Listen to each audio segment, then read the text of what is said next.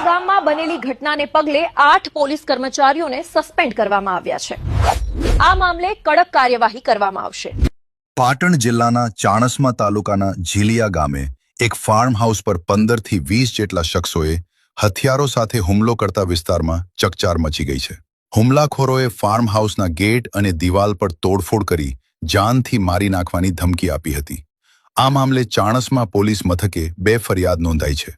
પોલીસે 3 શખ્સ અને એક ગાડીને ડિટેઇન કરી આગળની તપાસ શરૂ કરી છે। પ્રાથમિક માહિતી મુજબ મંદિરના ફાળા ઉઘરાવવાના મુદ્દે મંદુખના કારણે આ સમગ્ર બનાવ બન્યો હોવાનું સામે આવ્યું છે। આ ઘટનાને ગંભીરતાથી લઈ પાટણ એસપીએ ચાણસ્મા પોલીસ સ્ટેશનના PIRH સોલંકી, ASI હરેશ અર્જનભાઈ અને HC સંજય મોહનલાલ સહિત 3 અધિકારીઓ અને 5 કર્મચારીઓને તાત્કાલિક અસરથી ફરજ મોકૂફ કરી દીધા છે। સાથે જ ફરજ પરના 5 GRDને પણ ફરજ મુક્ત કરવામાં આવ્યા છે। ફરિયાદી રોનકકુમાર દિનુભાઈ દેસાઈ રહે ઝિલિયા, હાલ પશુધન નિરીક્ષક પાટણ એ નોંધાવ્યું છે કે 15 માર્ચ 2026ની રાત્રે આશરે 11:45 વાગે તેઓ મહેસાણામાં હતા ત્યારે તેમના ફાર્મ હાઉસ પર હાજર માણસે ફોન કરી હુમલાની જાણ કરી હતી। માહિતી મુજબ કેટલાક ઈસમો ગેટ પાસે આવી ભાવેશભાઈને ગાળો આપી ધમકીઓ આપી રહ્યા હતા। 112 પોલીસ વાનને જાણ કરતા પોલીસ સ્થળ પર પહોંચી હતી, છતાં હુમલાખોરો તોડફોડ કરી ફરાર થઈ ગયા હતા। બીજે દિવસે સવારે સ્થળ પર તપાસ કરતા ગેટ અને દિવાલ પર ભારે નુકસાન જોવા મળ્યું હતું। ગેટ પર લગાવેલ ગંગામાનો કાચનો ફોટો પણ તોડી નાખવામાં આવ્યો હતો। CCTV ફૂટેજમાં ખુલાસો થયો કે આશરે 8 ગાડીઓમાં 15 થી 20 શખ્સો ધારિયા, તલવાર અને લાકડીઓ સાથે આવ્યા હતા અને પથ્થરમારો કરી તોડફોડ કરી હતી। તેઓએ ભાવેશભાઈને જાનથી મારી નાખવાની ધમકી પણ આપી હતી। ફૂટેજના આધારે મુડેઠાના જીતુભા, વામૈયાના જહુભા અને દલપુજી નામના શખ્સોની ઓળખ કરવામાં આવી છે। ફરિયાદ મુજબ જૂની અદાવત અને બદનામીના કારણે આ હુમલો કરવામાં આવ્યો હતો। ચાણસ્મા પોલીસે આ મામલે રાયોટિંગ અને હથિયારબંધીના જાહેરનામાના ભંગ સહિતની કલમો હેઠળ ગુનો નોંધી વધુ તપાસ હાથ ધરી। સ્થળ છે પાટણ જિલ્લાના ચાણસ્મા તાલુકાનું ઝિલિયા ગામ। સવાલો ઉઠી રહ્યા છે કે શું ગુજરાતમાં હવે ખાખીધારી જ ખૌફમાં છે? સામાન્ય લોકોનું રક્ષણ કોણ કરશે? એમાં પોલીસ પણ એ અસામાજિક તત્વોને કાબુ કરવાને બદલે પોલીસ પોતાની કેટલી પાંગળી સાબિત થાય તે રીતે અહીંયાથી દૂર ભાગી જઈ રહી છે। મને એમ લાગે છે કે ગુજરાત માટે આ ચિંતાનો વિષય વધુ એટલે બને છે કે ગુંડા તત્વો અને અસામાજિક તત્વો તો બેકાબુ છે, પણ જેમનું પ્રજાને સલામતી આપવાનું છે એ પોલીસ દળના કર્મચારીઓને ભાગવું પડે એટલી હદે કાયદો વ્યવસ્થાની સ્થિતિ આપણે ગંભીરતાથી જોઈ રહ્યા છીએ। નાઈ સાહેબ, તમારી પોલીસ ભાગી કેમ રહી છે? શું તમારી પાસે એટલો પણ દમ નથી કે ગુંડાઓનો સામનો કરી શકો? હવે જે ફાર્મ હાઉસ પર હુમલો થયો તે ભાવેશ રબારી પોતે પણ એક જાણીતો ગેંગસ્ટર છે અને મસ્તાની ગેંગનો સરગણા છે અને તેની સામે અનેક કેસ નોંધાયેલા છે। આ ઘટના પર ટોટલ 2 FIR થવા પામી છે। જે ફર્સ્ટ FIR છે તે ફાર્મ હાઉસના માલિક રોનકભાઈ દેસાઈ આપી છે કે જેમાં એમણે 3 ઈસમો, ઈસમ નંબર 1 જીતુભા, ઈસમ નંબર 2 જહુભા અને ઈસમ નંબર 3 દલપુજી એમ કુલ 3 વ્યક્તિઓની નામજોગ FIR છે અને બાકીના 15 થી 20 અજાણ્યા ઈસમો વિરુદ્ધ ઓફેન્સ રજીસ્ટર કરવામાં આવ્યો છે। અને જે પોલીસની FIR છે એમાં ફરિયાદી 112ના જે ઇન્ચાર્જ છે એમણે ફરિયાદ આપી છે। કોની કોની અટકાયત કરી છે?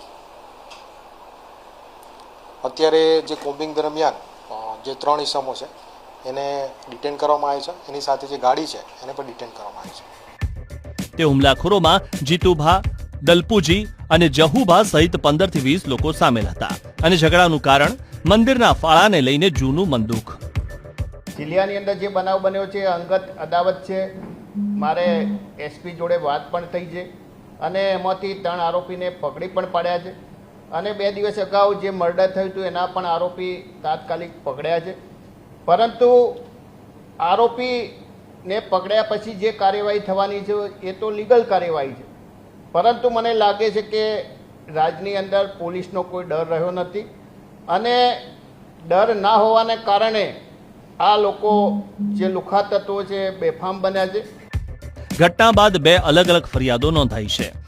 એક ભાવેશ રબારીના ભાઈ રોનક દેસાઈ દ્વારા અને બીજી ફરિયાદ ભાગેલા પોલીસ જવાન દ્વારા. શું કાયદો ખરેખર મજબૂત છે કે પછી ગુંડાઓના આતંક સામે નબળો પડી ગયો છે? જવાબ કોણ આપશે?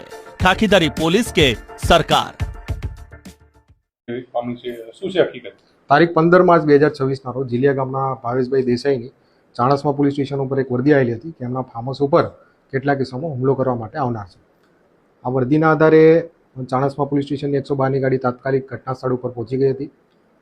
ઘટના સ્થળ ઉપર પહોંચતા ત્યાં કોઈ પણ ઇસમો મળી આવેલ નહીં, પરંતુ તકેદારીના ભાગરૂપે ત્યાં 112ની ગાડી અને ચાણસ્મા પોલીસ સ્ટેશનની વધુ એક પોલીસની ગાડીએ ત્યાં હોલ્ટ રાખેલો હતો.